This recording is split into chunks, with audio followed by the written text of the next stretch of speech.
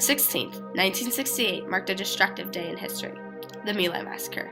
Captain Ernest Medina ordered William Calley and the Charlie Company to the village of My Lai and commanded them to attack. This attack resulted in 504 deaths of innocent civilians within My Lai. The soldiers were in My Lai to search for enemy forces. Even though they quickly came to the conclusion that the villagers were not a threat, they began to slaughter.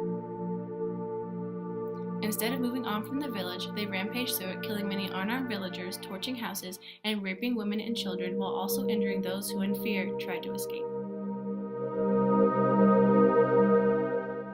After much destruction, the helicopter pilot Hugh C. Thompson flew over My Lai on a reconnaissance mission, and seeing the chaos occurring below, he landed his helicopter.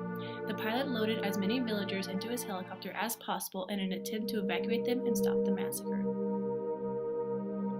Despite its horrific nature and outcome, the massacre was covered up by Captain Ernest L. Medina. In contrast, Thompson submitted a report about the unjust and brutal chaos, but it was ignored until March 1969. The investigation in the massacre was under wraps until November 1969, when New York Times reporter Seymour Hersh felt the public had a right to know about the atrocities that had occurred.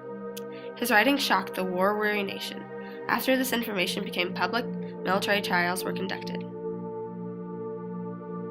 These trials were brought upon not only by Seymour Hersh, but also by Vietnam veteran Ronald Reinhauer and Lieutenant General William R. Pierce, who had both heard disturbing rumors of the event.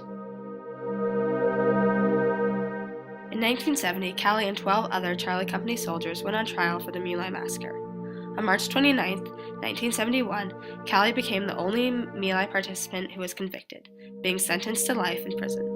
Despite the evidence proving the truth of the event, Ernest L. Medina refused to admit his involvement.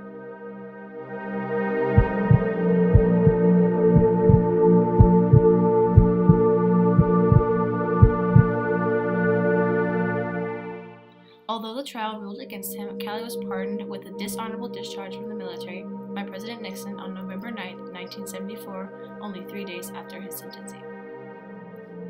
The cover-up went against the rights of the public to have knowledge of the happenings of their military and displayed the U.S. military denying their responsibility to come forth with their wrongdoings. The gruesome raid caused many casualties and made Americans lose their already dwindling support for the Vietnam War. Due to so much lost support, the military no longer keeps the American public in the dark, thus strengthening the responsibilities of the military and rejuvenating the rights of the public.